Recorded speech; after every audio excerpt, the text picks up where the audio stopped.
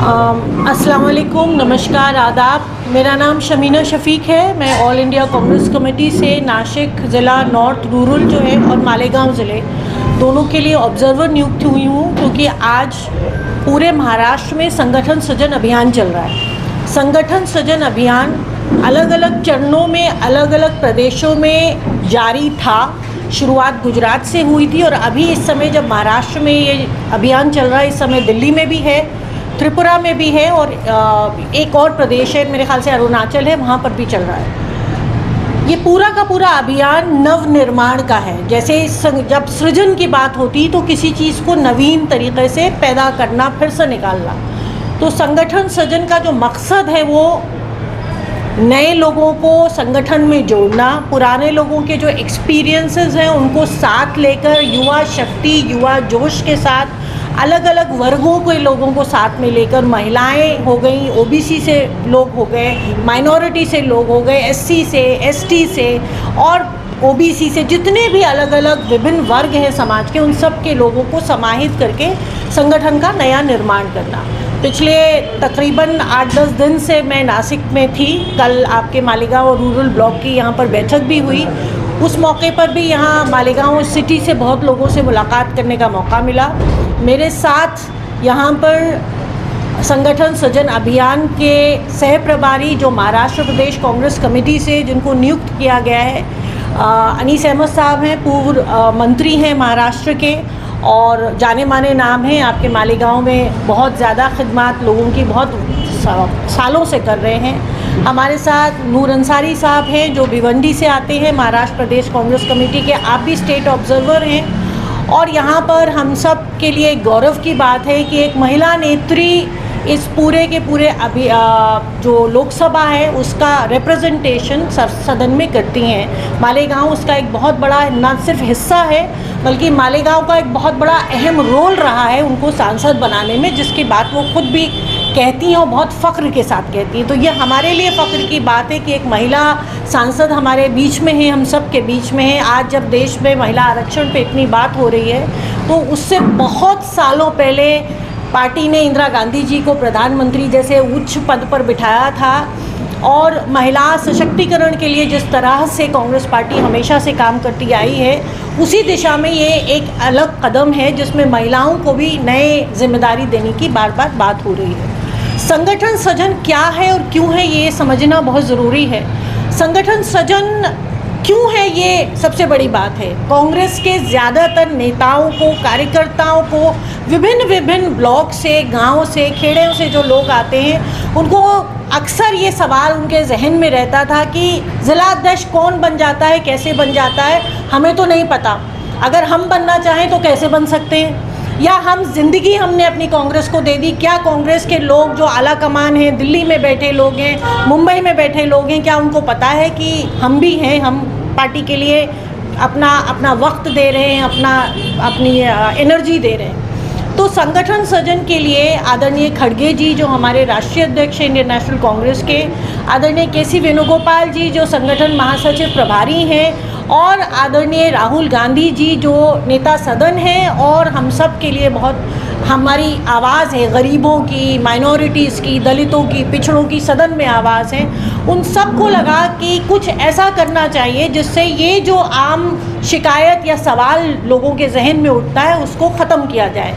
लिहाजा संगठन सृजन का जो तरीक़ा था वो अपनाया गया, जिसमें हम सब आपके बीच में आए हैं और आपके माध्यम से ये सब लोगों से आह्वान कर रहे हैं, सब लोगों से गुजारिश कर रहे हैं कि कोई भी व्यक्ति जो कांग्रेस पार्टी का प्राथमिक सदस्य है वो ये फॉर्म भर सकता है जो हम अभी सबको आपको भी दिखाएंगे, जो जिलाध्यक्ष का आवेदन पत्र है। तो कहने का मकसद है कि ये जो पूरी प्रक्रिया जिन जिन प्रदेशों में हो गई, ये 7वां चरण है जब हम आपके बीच में आए हैं, वरना बहुत सारे चरणों में अलग अलग प्रदेशों में ये काम हो चुका है। तो एक बार ये प्रक्रिया जब पूरी हो गई तो महाराष्ट्र में कोई कार्यकर्ता ये नहीं कह सकता कि हमें नहीं मालूम जिलाध्यक्ष कौन बन गया, कैसे बन गया, क्योंकि ये सबकी जिम्मेदारी बनती है और सबकी जवाबदेही भी बनेगी और सबको एक तरीके से उनसे उनका बहुत ज़्यादा एहतराम के साथ उनसे कहा जा रहा है कि अगर आप फॉर्म भरना चाहते हैं तो आप फॉर्म भरें। इससे पहले यहाँ आपके महाराष्ट्र में आने से पहले यही जिम्मेदारी हमने जम्मू कश्मीर में निभाई थी, यही जिम्मेदारी उसके बाद बिहार में निभाई, और अब आपके बीच में तीसरे चरण में मैं भी आई हूँ यहाँ महाराष्ट्र में। ये फॉर्म भरना उन सब लोगों से आपके माध्यम से कहना चाहती हूँ कि भरे। जिलाध्यक्ष एक ही चुना जाएगा, जाहिर सी बात है। हो सकता है 15 फॉर्म्स आए, हो सकता है 20 फॉर्म्स भरे जाएँ, हो सकता है उससे ज़्यादा या उससे कम फॉर्म भरे जाएँ। जो हमारा रोल है, हमारे साथ जो स्टेट कोऑर्डिनेटर्स यहाँ बैठे हैं, हम सब जो लोग फॉर्म भरेंगे उनसे अलग से बातचीत होगी, 1 to 1, एक पर एक बैठकर बात होगी, और उनसे पूछा जाएगा कि मालेगांव को आप किस तरह से देखते हैं, संगठन में आप किस तरह से अपनी जिम्मेदारी तय करेंगे, कैसे आप संगठन को आगे बढ़ाएंगे। और उस पूरे बायोडाटा के साथ उस जो बातचीत होगी उसको ध्यान में रखते हुए कोई 6 नाम हमको आगे बढ़ाने हैं, 6 नाम दिल्ली तक भेजने हैं। सारे नाम दिल्ली नहीं जाएंगे, वो 6 नाम में से पार्टी फैसला करेगी कि किसको जिलाध्यक्ष बनना है, वो मेरे भी हाथ में नहीं है। हाँ, हर कैंडिडेट का क्या पॉजिटिव है क्या नेगेटिव है ये बताना पार्टी को, ये हमारी जिम्मेदारी है, ये पार्टी को हम बताएंगे। एक बात और आपसे कहना चाहती हूँ कि जो ऐप हमारे पास है, जिस ऐप के माध्यम से हम सारे observers day to day reporting कर रहे हैं, आज आपसे बात हो रही है, हमको शाम को फ़ोटो के साथ कहाँ पर बैठक हुई, किन लोगों के बीच में बातचीत हुई, अपलोड करना है। तो इसमें कहीं भी कोई भी जो अगर किसी के दिल में ये शुबा हो कि भाई ये प्रोसेस पारदर्शी नहीं है, ट्रांसपेरेंट नहीं है, तो ये शुबा ख़त्म हो जानी चाहिए। क्योंकि रोज़ के रोज़ जब रिपोर्टिंग होनी है, हम कहाँ गए, कितने लोगों से मिले, हमें ये भी बताना है। हर ऑब्जर्वर की ये जिम्मेदारी बनती है। तो लिहाजा एक बहुत ही ट्रांसपेरेंट प्रक्रिया है। इस पूरे दौर में ना सिर्फ जिलाध्यक्ष को चिन्हित करना है या उनको ढूंढना है, बल्कि उसके साथ साथ अब यहाँ मालेगांव में आए हैं तो मालेगांव में ख़ास तौर से किस तरह से और लोग हैं जिनकी लीडरशिप को आगे बढ़ाना चाहिए, ये जिम्मेवारी भी हम सबके ऊपर है कि कौन ऐसे लोग हैं जिनको मालेगांव में अलग अलग जिम्मेदारियां दी जाएं। किसी को बोलना बहुत अच्छा हो सकता है, प्रवक्ता हो सकता है, कोई संगठन का काम बहुत अच्छा कर सकता है, किसी का जो आउटरीच प्रोग्राम है, सोशल आउटरीच है, लोगों से और मिलना। भाई कांग्रेस परिवार के बाहर भी दुनिया है, मालेगांव में लोग हैं, तो उनसे मुलाकात करके उन तक कांग्रेस की बात पहुंचाना हो सकता है। कुछ लोग ये काम बेहतर कर सकते हो, कुछ लोग महिलाओं को ज़्यादा पार्टी में ला सकते हो, उनको मेंबरशिप दिलवा सकते हो, युवाओं को जोड़ सकते हो। ये सारे काम इसी प्रोसेस में चिन्हित किए जाएंगे, ढूंढे जाएंगे कि ऐसे कौन से लोग हैं, और यही जिम्मेदारी के साथ आपके बीच में आए हैं। कल क्योंकि ब्लॉक की मीटिंग थी, यहीं आपके ज़िले में थी, तो बहुत सारे शहर के लोग कल मुलाकात की। कल से बल्कि बहुत पहले से बहुत लोगों से फ़ोन पर बातचीत हो रही है। भारत जोड़ो यात्रा जो आपके मालेगांव से भी निकली थी, भारत जोड़ो न्याय यात्रा, उसने जिस किस्म से पूरे के पूरे हिंदुस्तान में एक रेवोल्यूशन लेकर आया, पहले कन्याकुमारी से चलिए कश्मीर तक, और उसके बाद जो सेकेंड फेज़ था उसमें मालेगांव भी आई थी। मैं साक्षी हूँ उस बात की, क्योंकि कन्याकुमारी से पूरा केरला हम खुद भारत जोड़ो यात्रा में चले थे। तो जिस तरह से राहुल गांधी जी ने मोहब्बत की दुकान खोलने की बात कही थी, जिस तरह से राहुल गांधी जी ने ये कहा था कि हर वर्ग के लोगों को साथ में जुड़ना है, उनकी समस्याओं को कांग्रेस के लोगों को समझना है, उसके सलूशन निकालने हैं, उनके साथ खड़ा होना है, उनके दुख में, उनके सुख में, उसी मकसद के साथ आप ये समझ लीजिए कि भारत जोड़ो 3 चल रहा है। सेकेंड फेज़ में आपके उसमें यात्रा आई थी, एक तरीक़े से ये उसी का एक्सटेंशन है, क्योंकि यहाँ पर भारत जोड़ने की बात कांग्रेस के परिवार के सदस्यों के माध्यम से हो रही है। तो नए लोग संगठन में जुड़े, आपके माध्यम से कहना चाहते हैं उन तंजीमों को, उन NGOs को, उन ऑर्गेनाइजेशंस को कि जो लोग भी इस देश से मोहब्बत करते हैं, देश की एकता से मोहब्बत करते हैं, अखंडता से मोहब्बत करते हैं, हिंदू मुस्लिम सिख ईसाई की धर्मों की एकता से मोहब्बत करते हैं, वो सब आए, हमसे मुलाकात करें, हमें राय मशवरा दें, बताएं कि हम किस तरह से और बेहतर काम कर सकें। कि मालेगांव में कांग्रेस पार्टी तो मजबूत है, अगर कांग्रेस पार्टी मजबूत नहीं होती तो सांसद जी इतने मतों से यहाँ से जीत के नहीं जाती, मगर फिर भी कभी उतार कभी चढ़ाव होता है, तो हम और मजबूती से लोगों की खिदमत कैसे कर पाए। क्योंकि कांग्रेस पार्टी की राजनीति का जो एक ही ज़रिया है वो है सेवा, वो है खिदमत। तो हम और ज़्यादा ताकत के साथ किस तरह से खिदमत कर पाएँ, हमारी कहाँ कमियाँ हैं, कहाँ हम बेहतर काम कर रहे हैं और बेहतर कर सकते हैं, ये सब लोगों से मिलने के बाद तय होगा। और आपके ज़रिए हम लोगों से कहना चाहते हैं, मेरा नंबर, मेरे कॉन्टैक्ट्स यहाँ पर हैं, किसी से भी पूछा जा सकता है। 2-3 दिन हम लोग यहीं, कल से यहीं हैं, हम लोग यहीं हैं। आप जिनके जो लोग भी मिलना चाहते हैं वो मिल सकते हैं, बात कर सकते हैं और संगठन सृजन अभियान का हिस्सा बन सकते हैं। इसके साथ मैं आप लोगों के सामने हम सब लोग ये फॉर्म बताते हैं कि किस तरह से ये फॉर्म है। खड़े हो जाएं मेरे तरफ से, हम लोग सब लोग आपके हाथ में फॉर्म में साथ में पकड़ लीजिए। ये वो फॉर्म है जिसको भरना है सबको।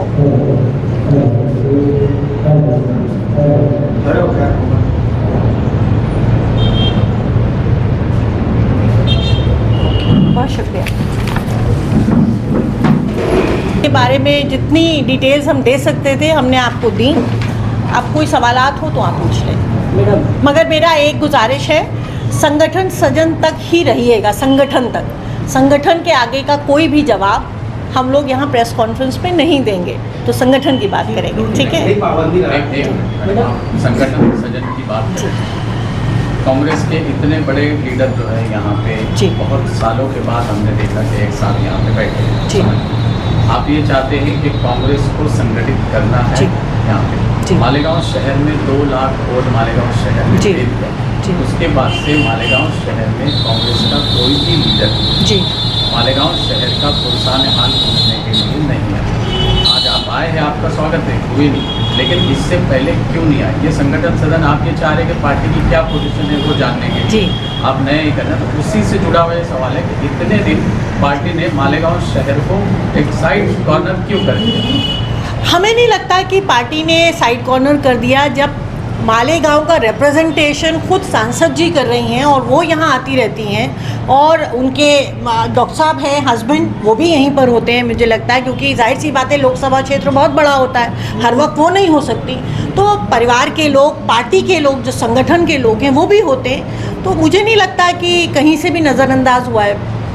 मैडम आपके लिए कि हम थोड़ा सवाल इस तरफ से हो जाएंगे कि हमको जन्म दाखिला मामले के अंदर हमारे शहर के 32 लोग पिछले 2 साल से जेल की सलाखों के पीछे है, जिसमें 2 लेडीज़ भी। ये परेशानी हमारी है। एसआईआर की दूसरी परेशानी हम पर आ गई। हमने सांसद चुन के दिया है, ये बात ठीक है, उनका काम बहुत बड़ा है, लेकिन कांग्रेस पार्टी की जानिब से जिस तरह से रियासत से या फिर सेंट्रल से हमको मदद मिलनी चाहिए थी हमारे शहर को, वो नहीं मिली।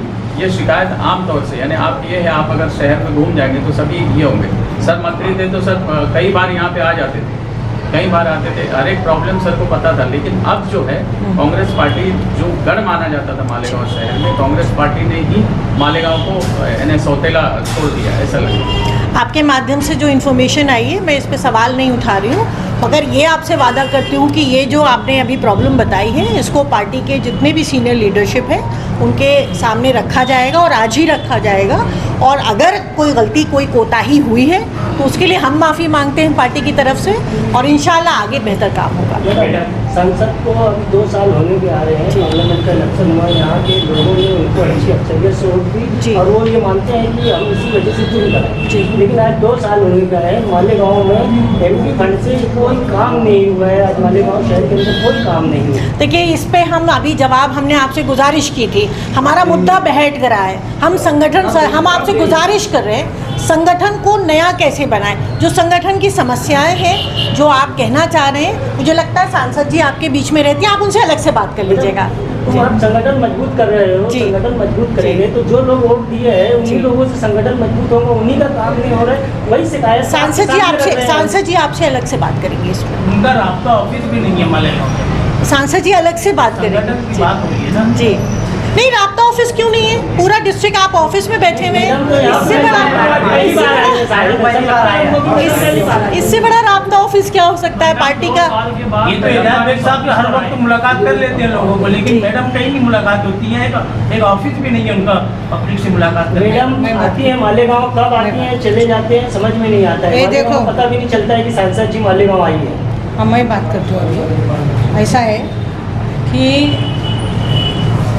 चुनाव होने के बाद, चुन के आने के बाद जो भी फंड आता है, खादर का फंड, वो 6 कॉन्स्टिट्यूंसी के लिए 5 कोटी रुपए आता है। तो एक मतदार संघ के लिए 80 लाख रुपए का फंड आता है, बराबर है। पहला जो सवाल है उसका मैं तो जो 80 लाख फंड मालेगांव के लिए आया है सिटी के लिए, तो उसमें 2 काम हमने बड़े मंजूर किए। उसमें अभ्यासिका और वाचनालय, एक हिंदू एरिया में एक मुस्लिम एरिया में, बराबर है। तो ये जो काम है उसका DPR बन गया, एस्टिमेट बन गया है और 1-2 महीने में वो भूमि पूजन हो जाएगा, पहली बात।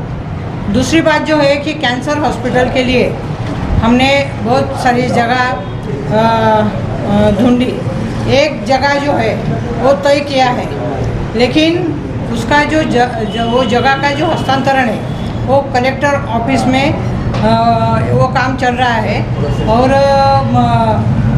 पिछले मंथ कलेक्टर ने एक मीटिंग बुलवाई थी, यहाँ के जो तहसीलदार है, प्रांत है और बागलान के लिए भी एक मल्टी स्पेशलिटी हॉस्पिटल, उनको भी बुलवाया गया था। और उनको पूछा उन्होंने कि 1 साल हो गया, मैडम पाठ पूरा कर रही है, तो आप उनको बोल रहे हैं कि आप कागज़ जमा करो, तो आप सांसद को ही बोल रहे हैं, क्यों आपको इतनी 10-12 NOC चाहिए? ये सरकार का काम है, सरकार ने इसकी मंजूरी दी है।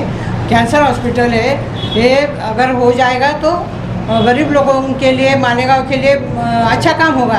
तो उन्होंने सिर्फ 4-5 NOC लेने को उनको बोला है और उनको ये भी बोला है कि 8 दिन के अंदर मुझे ये NOC चाहिए, क्योंकि NOC जब तक मिलती नहीं है और वो जगह हस्तांतरण यानी हेल्थ डिपार्टमेंट से होती नहीं तब तक DPR और एस्टिमेट और बाकी का होता नहीं है, ये बात है। तीसरी जो बात है, हाईवेज के जितने भी काम चल रहे हैं, यानी साइड रोड्स है, अंडरपास है, ओवरब्रिज है, धुलिया तक, पिंपल गांव से धुलिया तक, ये सब गडकरी साहब ने मेरे लेटर पे मंजूर किए और वो चालू भी हुए। धुलिया के लिए, धुलिया मतदार संघ है, धुलिया के लिए भी एक आयुष हॉस्पिटल मंजूर हो गया है, उसके लिए 15 कोटी रुपीस जो है वो पकड़े हैं, वो भी अभी जगह हस्तांतरण का चालू है। ऐसा है कि हर एक काम को मंजूर होने के लिए टाइम लगता है। लेकिन मैं आपको बताती हूँ कि मनमाड़ इंदौर रेलवे वो भी मालेगांव से जाने वाली है, लेकिन उसका भी जगह हस्तांतरण का जो मामला है, आपको मालूम है किसान लोग उपोषण के लिए बैठे थे, बहुत सारे लोगों को अटक हुई है और ये लेटर जो है ये अश्विनी वैष्णव जी को भी मैंने दिया है कि आप इसमें एक मीटिंग लो और उनका क्या कहना है वो सुन लो, क्योंकि GR है, GR से ऐसा है कि जो रिडायरेक्ट दर है उससे 4 गुना ज़्यादा पैसे मिलते हैं, उससे ज़्यादा तो नहीं मिलते। लेकिन ये एक मीटिंग भी अभी यहाँ से हुई है, लेकिन कोई सुझाव नहीं निकला है। तो वो हमें सब पूरे किसान के साथ अभी 16, 17, 18 तारीख को मीटिंग है और वो मीटिंग में भी मैं जा रही हूँ। मीटिंग यानी अधिवेशन है महिला विधेयक का, तो मैं जाने वाली हूँ। फिर से मैं कहने वाली हूँ, केंद्र की जो योजना है स्वच्छ भारत अभियान, वो योजना का काम चालू करने के लिए मालेगांव है, धुलिया है, सटाना है, उसका भी भूमि पूजन हो गया है। वो ये तो केंद्र की योजना है। खासदार निधि जो है बहुत कम होता है और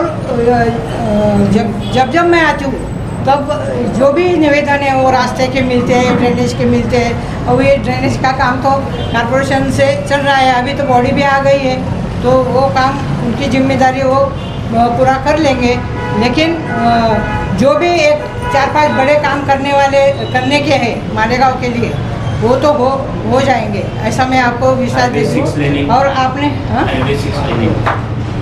हाईवे 6 लेनिंग के लिए मैंने एक सवाल पूछा था पार्लियामेंट में, तो गडकरी साहब ने उसको जवाब दिया है कि 6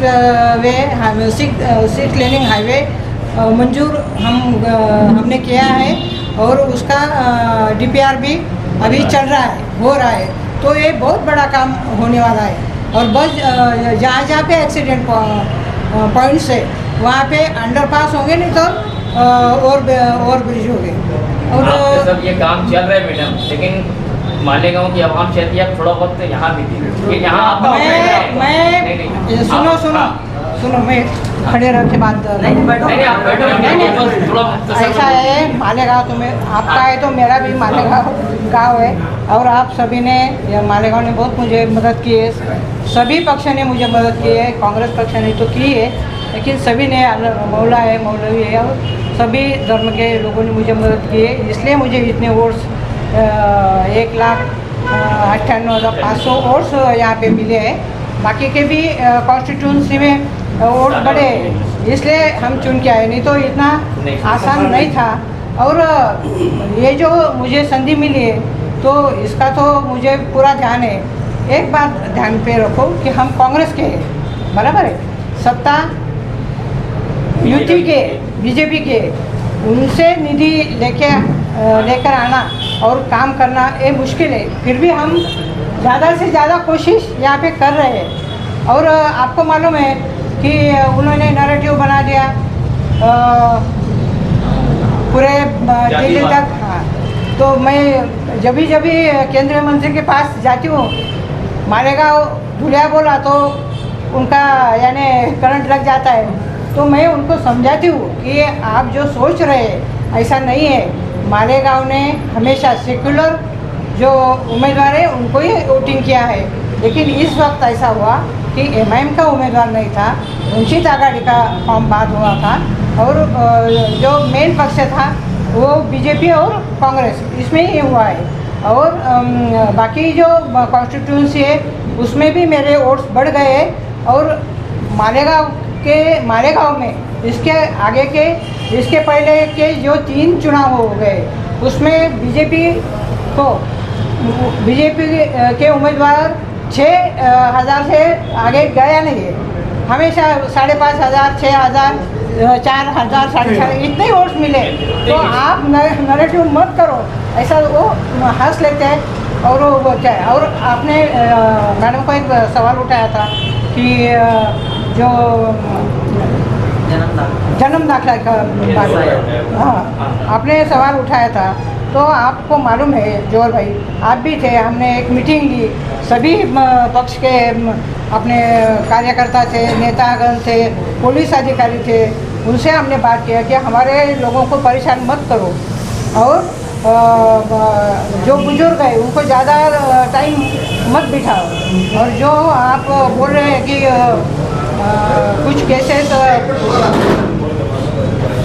कोर्ट में उनको लिया है, तो वो बोले कि हम उनके ऊपर देखेंगे, वो मेडिकल लीगल प्रॉब्लम है, हम वो सॉल्व करेंगे। ये आपका काम नहीं है।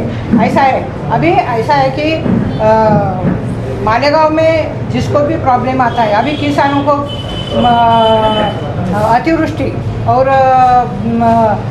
गारपीट हुई, कांदा पीक पूरा चला गया, डालिम है, गेहूँ है, पूरे धुलिया कॉन्स्टिट्यूंसी में। तो मैं तब तो अधिवेशन चल रहा था बजट का, तो मुझे अपने किसान भाई के कार्यकर्ताओं के फ़ोन आए, मुझे वीडियो भी भेजे। तो 2 तारीख को अधिवेशन ख़त्म हो रहा था, मैंने एक लेटर अपने कृषि मंत्री शिवराज सिंह चौहान उनको दिया, उनको वीडियोस बताए और उनको बोला मैंने कि जिसका ज़्यादा से ज़्यादा किसानों का जो नुकसान हुआ है उनको तुरंत आप मदद कीजिए। तो उन्होंने भी बोला कि जो पीक बीमा जिन्होंने निकाले उनको ये पैसे जो है हम इमीडिएट भेजते। तो मेरा इतना ही कहना है कि मालेगांव पे मेरा पूरा ध्यान है। और ऑफिस का आपने जो बोला, तो मैं आपसे विनती करती हूँ सभी मेरे पत्रकार भाइयों से कि मुझे आप जगह ढूंढ के दो, क्योंकि हम बहुत कोशिश कर रहे हैं कि दो जो मतदार संघ है उसके बीच में कहीं पे भी एक जगह मिली, यानी बहुत बड़ी नहीं मिली, ऑफिस का भी एक गारा भी मिला तो भी चलेगा। हम ढूंढते हैं, लेकिन अच्छा गाला नहीं मिलता है तो फिर रेस्ट हाउस पे आते हैं, नहीं तो होटल में उतरते हैं, लेकिन सबको हम मिलते हैं, जिनको भी प्रॉब्लम आता है वो मैं सॉल्व करती हूँ। समीना मैडम, आप संगठन सृजन अभियान चला रहे हैं, एक तरफ ये परिस्थिति है, लोगों को जोड़ रहे हैं, एक तरफ सेंट्रल गवर्नमेंट मोदी गवर्नमेंट है, अभी की कंडीशन में वो नारी शक्ति वंदन अधिनियम ला रही है, इस बारे में आप क्या बोलेंगे? कांग्रेस ने लाया ये चीज़ जो है नारी शक्ति है, औरतों को रिजर्वेशन कर, देखिए 33%, हाँ 33% जो है, अभी आप दोनों लेडीज हैं, इस बारे में आप क्या बोलेंगे? देखिए 33% आरक्षण पंचायती राज में सबसे पहले आदरणीय राजीव गांधी जी ने दिया था, वो 33% से बढ़कर 50% हो गया है। और 33% महिला आरक्षण बिल, इस बात को लाए हुए सोनिया जी ने बहुत समय पहले लेकर आई थी। अपर हाउस में पास हो गया था, आपको पता है, दूसरे हाउस में पास नहीं हुआ था, और यही पार्टीज जो आज दम भर रही है कि हम 33% आरक्षण लेकर आ रहे हैं, इन्होंने ही विरोध किया था, सबसे ज़्यादा विरोध इन्होंने किया था। इनके आज भी कोई भी इनकी फ्रंटल, आप आरएसएस में देखिए कितनी महिलाएं आपको दिखेंगी, नहीं दिखेंगी। तो कांग्रेस पार्टी महिला सशक्तिकरण की हमेशा से आवाज़ भी रही है और मिसाल भी रही है। तो अभी कांग्रेस पार्टी इस बात को लेकर, ना सिर्फ कांग्रेस पार्टी, मुझे लगता है पूरे भारतवर्ष की महिलाएं बहुत खुश हैं कि 33% महिला आरक्षण बिल आ रहा है, मगर जितनी जल्दबाजी में उसको लाया जा रहा है उसके पीछे जो मंशा है वो मुझे लगता है आदरणीय राहुल गांधी जी ने, सोनिया गांधी जी ने तो बाकायदा न्यूज़पेपर में एक कॉलम लिखकर बताया है कि क्यों जल्दबाजी हो रही है। मैं उसमें डिटेल में इसलिए नहीं जाऊंगी क्योंकि फिर मुद्दे से हम भटक रहे हैं। हमारा काम है हम अपने संगठन को कैसे मजबूत करें, हम महिलाओं को, युवाओं को अपने संगठन में कैसे मिलाएं, शामिल करें, इस बात के लिए हम सब वचनबद्ध हैं, कोशिश कर रहे हैं। आप लोगों से भी ये गुजारिश है कि अगर आपकी नज़र में कोई ऐसी महिलाएं हो जो सामाजिक तौर पे बहुत ज़्यादा एक्टिव हो मगर राजनीतिक तौर पे नहीं है, आप हमें बताइए, हम उनसे मुलाकात करेंगे। ये फॉर्म कोई भी भर सकते हैं? ये फॉर्म कोई भी जो कांग्रेस पार्टी का सदस्य है वो भर सकता है, मगर कोई नया आएगा तो सीधे जिलाध्यक्ष थोड़ी बनेगा, वो तो स्टेट में काम करेगा, ज़िले पे काम करेगा। तो उसके लिए हमारे दो स्टेट ऑब्जर्वर्स हैं, अपना नाम नंबर दें, डिटेल्स दें। नहीं, ये जिलाध्यक्ष का फॉर्म आप अभी ले लीजिए। मुझे पूछ रहे हैं कि देखिए ये जिलाध्यक्ष का, अभी आप लोग आए, कुछ लोग से मीटिंग किए जी, कोई मालेगांव में इसका ख्वाहिशमंद है कि मैं बनूं या कुछ ऐसा नाम आए क्या? नहीं, अभी तो आपके बाद अब बैठक आप होगी बैठेंगे जी, अब बैठक होगी। ठीक, खत्म करते हैं जी। मैडम वो जो तुबा कॉस्मेटिक कंप्लीट स्किन सॉल्यूशन आपके लिए लाया है धूप से बचाने वाली डे क्रीम, सौंले चेहरे को गोरा करने वाली नाइट क्रीम, फुंसियों के लिए TC skin cleaner and serum, सर्दी में जिल्दों को ताजा रखने वाला मॉइस्चराइजर, 7 दिनों में गोरा करने वाली क्रीम, आंखों के नीचे कालापन को दूर करने वाला टीसी डार्क वे सीरम, हाथ और गर्दन का कालापन दूर करने वाला साबुन। हमारा पता याद रखें, कुसुम्बा रोड, औलिया मस्जिद के सामने, तुबा कॉस्मेटिक कंप्लीट स्किन सॉल्यूशन। के प्रवक्ता नहीं है, ये सवाल गलत शख्स से है। ये सवाल मुझे लगता है जो कांग्रेस पार्टी के प्रवक्ता है आपको उनसे पूछना चाहिए, या फिर मेरी बात पूरी होने दीजिए। आप क्या सोचती है? नहीं, मैं कुछ नहीं, जो पार्टी की लाइन होगी, जो पार्टी सोचती है हम वही सोचते हैं, हम मुद्दे से भटक नहीं सकते। आदरणीय राहुल गांधी जी ने, खड़गे जी ने क्लियर कर दिया है इस बारे में। ठीक है, धन्यवाद।